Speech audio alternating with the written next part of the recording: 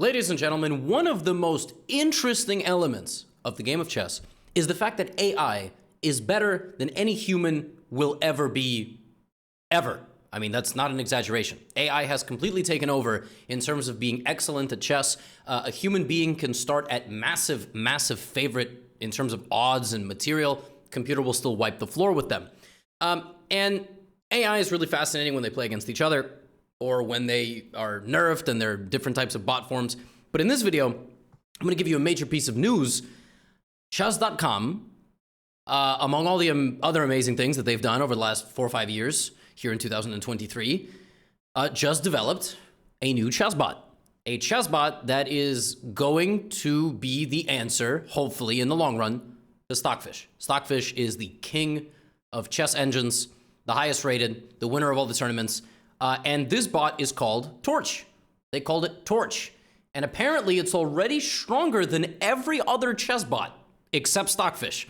And in this video, I'm going to show you 4 games that it played against other really, really, really good chess bots, including Leela, which is usually the one that's challenging Stockfish.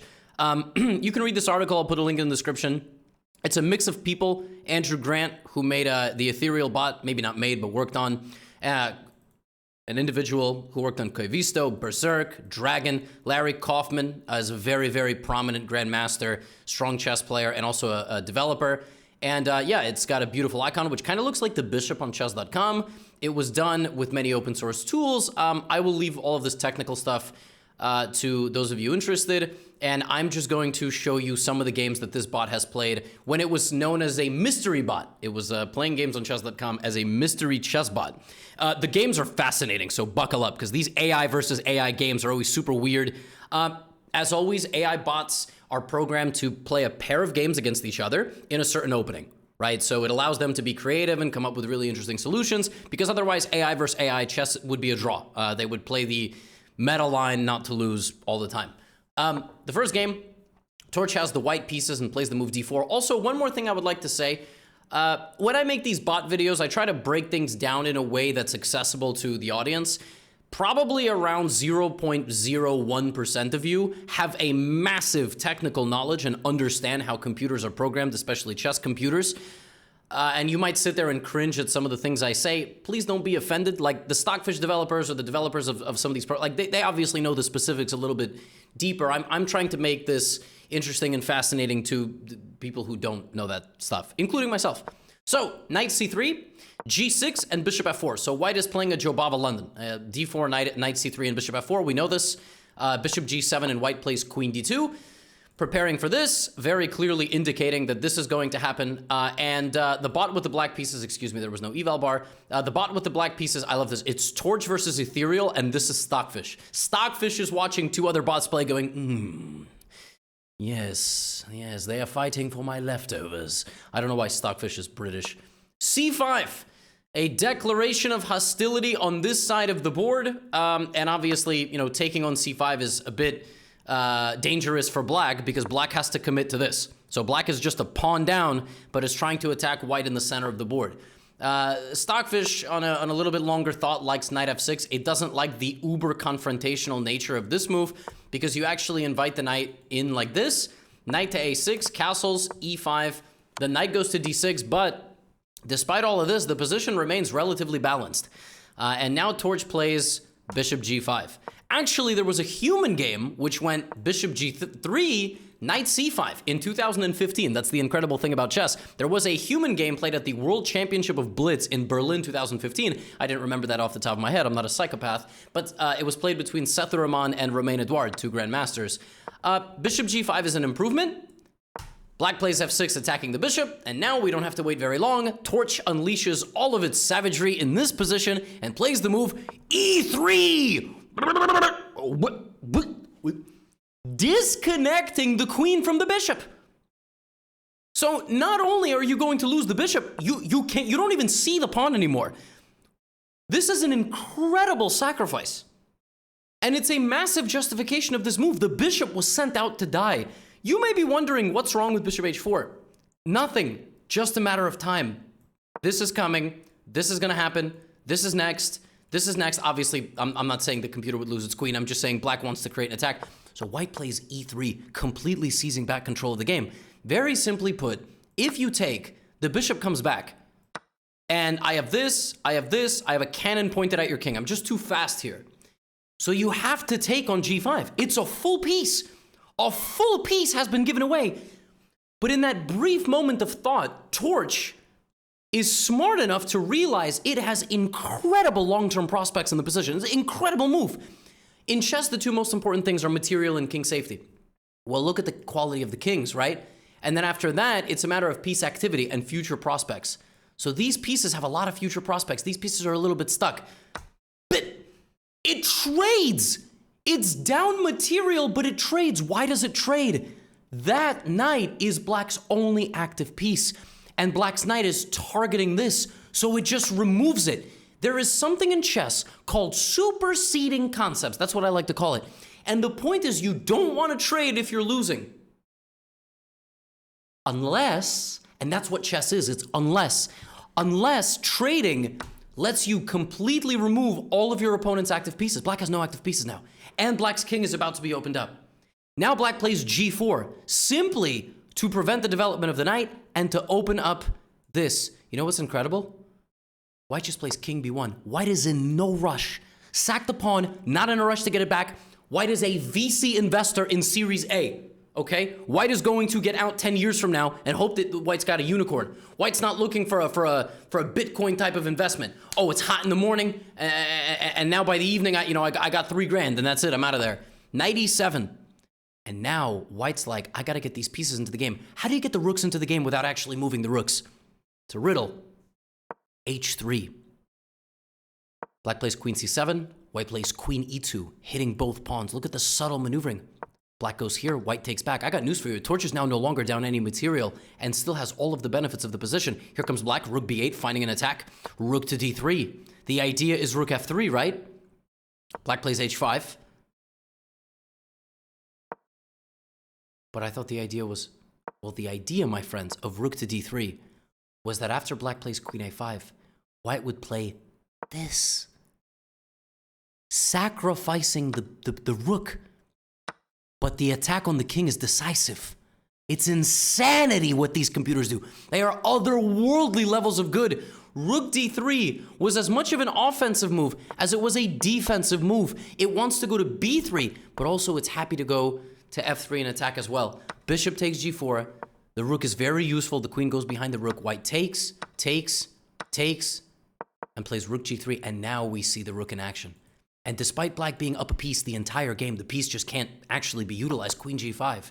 And now e6, cutting the circulation of the black position. If queen takes, we seize the e file. So there's this.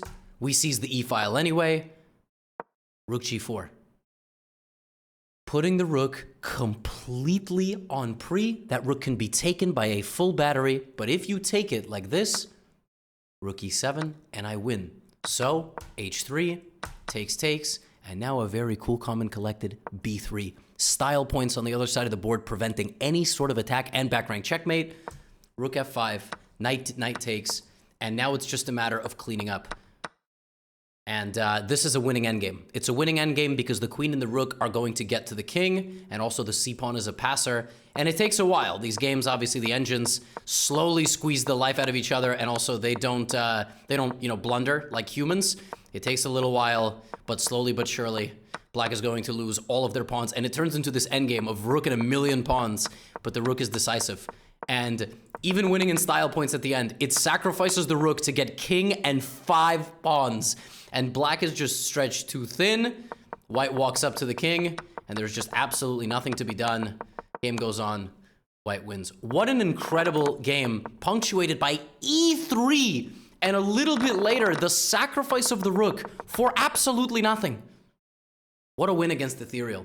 Now I got 3 more games for you. That's the amazing part of this video. I got 3 more games to show you. All right, here's another game. This game, Torch played d4 and played the immediate bishop g5, like a pseudo Trumpowski, if you will. e4, a little gambit, and again, a very typical position of these lines where, you're creating attacking possibilities over here, and now we have the first new move of the game. White has a little bit of nagging pressure on the king side. black can't castle so easily, but black is doing okay. F3, right? Trying to get rid of the pawn to get a little bit of development. I've had positions like this actually in my life. Black cannot take on d5. Black cannot take on d5 because this move would force a block, and then you would win here. Also bishop c4. Like, it's all very, very vicious. So bishop e2, bishop g4. So far, nothing special. Bishop takes f3. And in this position, white can obviously take back with either piece, but Torch plays d6! Bishop takes knight, and this lunatic plays d6? And the idea is very, very simple. First of all, I have no idea why you wouldn't go here. Apparently, queen d6 and black can castle, so to prevent black from castling, white shreds open the position. Now, if you take, I don't actually go here. I do this, and I attack your queen two different ways. So you would have to play this, and then I would go here, and now your king is suffocating. Your king is just stuck in the center for the rest of the game. Insane. Insanity. So black decides to save the bishop. Now black is up a piece again. DE here. Pawn to g3. Do you know what the idea of pawn to g3 is? The computer finds the absolutely ridiculous idea of knight to d7, bishop to f1, pawn to g3, prevents the queen from getting in on this diagonal, and enables a calm reroute of the bishop while the black king is choking on a fishbone and is stuck in the center of the board. This is madness. Bishop f1 with the rook staring down. The bishop is rerouting. The queen is knocking on the door. The black king has to pay the rent. I mean, but he's stuck. He can't do anything. Rook to g8, bishop to h3. White has achieved an absolutely perfect position. So now Dragon starts firing back with b5. And now rook f1 shifts the focus, offering up the pawn to be taken. But this move would obliterate, because after this, there's rook f6, knight f6, and queen g5. And you cannot defend the knight. You could do this, but then you're going to lose your queen. So rook f1, black plays queen e5, and the attack just continues. Bishop takes knight. White does not. Repeat moves. Takes. Rook f1, rook e1, knight g4, counterattack. Queen just slides back to h3. The knight infiltrates, blocking the rook's attack, and now the queen is hanging, but queen g7, excuse me, queen h7. Dust settles, the pressure paid off, and Torch, with its absolutely lunatic sacrifice, just marching forward, leaving the bishop completely uncapturable, transforms this position into a winning endgame. And this is straightforward. You infiltrate, you pressure, you kick the bishop out, you don't repeat the moves, get in with the rooks, and as long as you transform correctly, you're going to win. It puts its pieces on all the right squares, many dark squared configurations, rook a5, and now it's just a matter of winning all the pawns. It wins one of them, it marches forward, it wins another one. It's not really interested in going for b6 because the king is hunted, the pawns are promoting, and it wins the game by checkmate after 73 moves. It is a brutal, brutal machine, this Torch bot. And it had another game versus Dragon. Dragon tried to play the French defense. The French is almost refuted at engine level. Like, computers slaughter each other in the French. This is called the McCutcheon variation. I've played the McCutcheon variation myself with black against humans, and I've had good success. You each pin each other. So there's e5, okay? The bishop goes back to c1, anticipating knight e4, capture here, and then the bishop coming to this diagonal. So this, knight e2 defends, a3, and now Torch plays a gambit. The idea of this gambit is to deflect the central pawn to take the knight. That is the major idea. Black plays h5, so black doesn't do that. Queen h3, and that's a new move. Queen f3 has been played in the past. Queen h3 has not been played. g4, queen goes back to the center, and we have a lot of pawns that are facing each other. Dragon takes on c3, takes like this. The bishop is still hanging, but black plays this very creative queen c7, and we have the following position. All Torch has in this position is a central pawn advantage. It is doing a very nice job controlling the center. It's got opportunities to play knight b5 as long as it doesn't lose its queen. It could attack with any of these pawns, and it's going to choose a way to castle. It has a nice central bind. So how is one bot going to destroy another bot from a position of a mild advantage? a6, h3, we've been here before, activating the rook without actually moving the rook. Pawn takes. rook takes, knight c6, long castles. It's getting all the pieces into the game. And when it is ready, it is going to demolish. Bishop to d7, black would like to castle. How do you prevent your opponent from castling? By not letting them castle. And the incredible thing about this position is e5 just can't be taken. Because after take, the bishop is pinning the knight to the rook. So knight f3. And if you play f6, which looks like you make it out unscathed, you don't. I'm going to win h5, I'm going to play f4, you're going to be a clean pawn down, and I'm going to have a g-pawn. Not any good.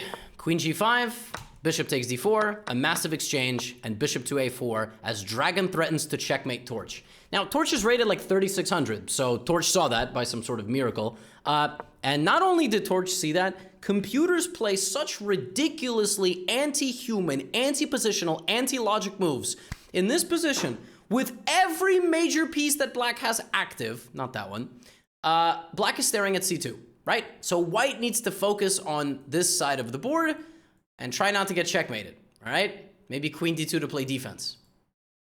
No. Torch plays c4. I mean, it's staring into the barrel of the gun and shoves its forehead into it like in the movies. You know, I mean, really, really wicked stuff. And all it wants is, I mean, it wants black to take. You know why? Not because it's going to take back, because it wants to go here. It wants to move the bishop. And black block their own attack. That's the idea. It's not that we want to trade and then I'm going to be attacking your queen. No. No. The computer wants to go here. Because now that black's pawn is just stuck. Now white is the one calling the shots. So black does not take. Black goes here looking for a queen trade. Just goes king b1. You know why? Because if it takes on b4, I'm not going to take and let the queen in. I'm going to take. You could go here to try to get the queen in. d6. Queen goes here, still looking to go over here. I take the bishop. So dc4. Bishop goes back to e2 as we discussed. Pawn takes. Rook f3, threatening a checkmate. King a1, completely safe. Looks like black has a menacing attack, but black is too slow. Now I take, you go here, and in this position, white plays the top computer move, king a2, defending its pawn from the rook, and defending against any check in the future on the dark squares. Queen h4, and now white's queen begins, look at this, queen h8, queen h1, like a pendulum, queen h8, forcing the queen back, queen h1. If the queen were to come back to c5 and repeat moves, the computer would rotate this way. So instead, bishop takes f3, taking the rook. G takes, queen b1, queen h8, queen h1, queen b1. Are you kidding me? Bishop d3, queen b... It went there, and there, and now apparently white is winning because the black, I mean, this is wicked stuff. Pawn takes on f6, and white slowly bothers the black king into the center of the board and gets into what is once again a winning endgame. Queen to b1, preventing rook c2 check. If you play queen takes f3, I get rook g7 and I have a checkmate. So instead, for the third game in a row, the game ends via endgame. Up multiple pawns, just a matter of time until we hunt down black, we force some sort of exchange, queen b5, rook b7, or we just win all of black's pieces. It takes 72 moves. And this time, Torch wins again.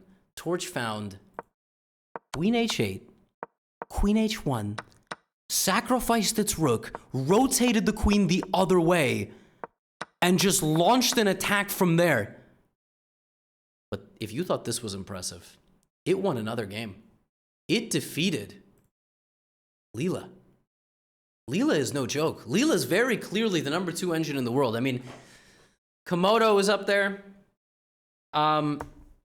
But I told you the French defense is very difficult for bots. It's very, very tough to play the French as a bot when you're 3,600. In this game, black plays an advanced French, bishop d3, and black plays like this, trying to take a bunch of space. Bishop here, and essentially what Leela does is it tries to close down the position, doesn't allow white to break down the structure. So white takes en passant and plays knight e5. Oops, evaluation. The idea being that if you take, the knight has nowhere comfortable to go. If you play there, it's queen h5. If you play here, it's just a matter of time. I can also take, try to win this pawn back with something like queen g4. So instead of that, black castles. All a computer needs is the slightest of advantages, the slightest of imbalances. And right now, white has that with good control in the center and the bishop staring in this direction. Knight e2, knight f3, knight g4. An interesting move. Removing the knight from the center, but removing the knight from the defense of the king. Black plays knight e4 trying to block. White plays queen b. Look at this. Look at this sickening stuff. Trying to just obliterate black on that diagonal. Now, if black plays bishop g6, which looks very natural, white would immediately go back. If black tries to do this, white is going to take, white is going to replace the knight with the knight, white is going to force the queen back, and then white is going to play g4, and then after this, white is going to take, and then after takes, white is going to take, and then after takes, white is going to take, and then there's going to be this and this. So at the end of all that, despite pushing pawns in front of its king, Torch would be up a pawn with massive weaknesses and a very, very dominant position. So queen b1, black decides, you can take my knight. Take, take, take. Nope, because after this, it's a repetition of moves. The white queen is trapped. It doesn't want to draw, so it plays a3, preventing b4. Now, black could, of course, play a5. King h8. Now you take. What is the difference? Difference is knight g5. I am not looking to take this. Could that have happened last move? Could you have played take, take, and knight g5? Potentially, but there was clearly something that white did not like, so it played a3, allowed the king to go there so it could get stuck on the h7 square, and now it played knight to g5, take, take, and now the queen goes back to its home square. Now, one thing about this position, opposite colored bishops benefit the attacking side, because the bishop cannot defend against the attacking bishop. These pawns are very ugly. They're doubled isolated pawns, and white could potentially try to eat them up. So let's see what it does. h5, knight to e3, black plays king h7, creating a light squared blockade, and now tries to get rid of the pawn. Take, take. But here comes white. And here comes white on d6. Wins a pawn, but black activates the knight, and oh my goodness, wow. Leela fighting back, getting the knight to the d3 square. Very annoying position. How's Torch gonna get out of this? Because the knight is too strong. It's too strong to be dealt with so easily. Yeah, bishop h4, you just gotta wait, gotta be patient. Rook d6, looking for an opportunity. Black trades off white's only active rook. White is losing its advantage, rotating the knight to the center. Rook c5, queen d5, queen d7, not easy to convert. But now bishop g3. You know what the idea is? This, stopping the movement of black's pawns. Now, queen e2. Now, rook d1, and now f3. In this position, Torch found that it could reroute its knight to d4, put its king on a dark square, play here, put its bishop on a dark square, play here, play queen e2, rook d1, and f3. This is the only possible way forward for it to win the game. Pawn takes, knight takes, the knight is going here. That is why we played h4 a long time ago. I told you opposite color bishops benefit the attacking side. Look at the attacking side. Look at the queen e3. A lot of progress, infiltrating. Queen a7, rook a8, and that is apparently the losing move. Queen d5 had to be a little bit more stubborn. If you try to go here, queen e7, excuse me, queen e7 is the move played in the game, rook e8, queen is booted, right? Well, for like the third or fourth time in this video, Torch does not remove its queen from activity, and instead, Torch sacrifices the rook! Rook to f8 check.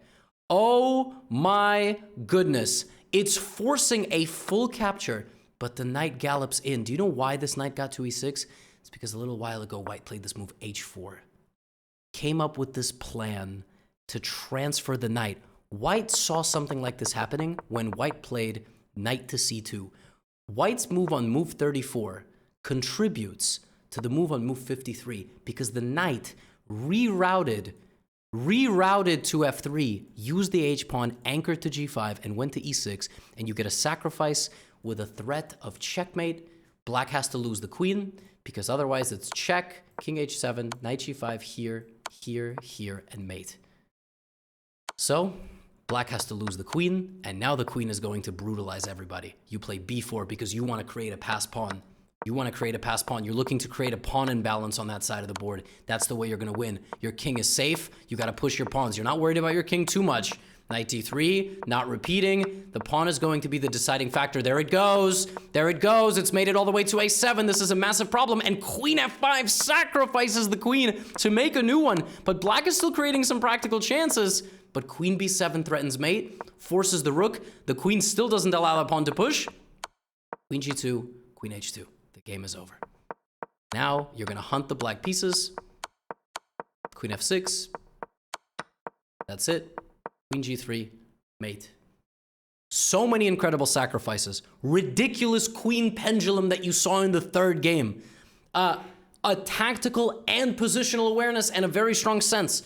A lot of these games were played at different time controls, which is why I kind of gave the caveat in the intro that the people who are watching this, who are actual computer developers, probably have their complaints and gripes. But chess.com is behind this, and chess.com they're big. They can definitely fund a research and development for this. And who knows, we might be looking at a potential challenger to Stockfish one day. Say hello to Torch, everybody. Now get out of here.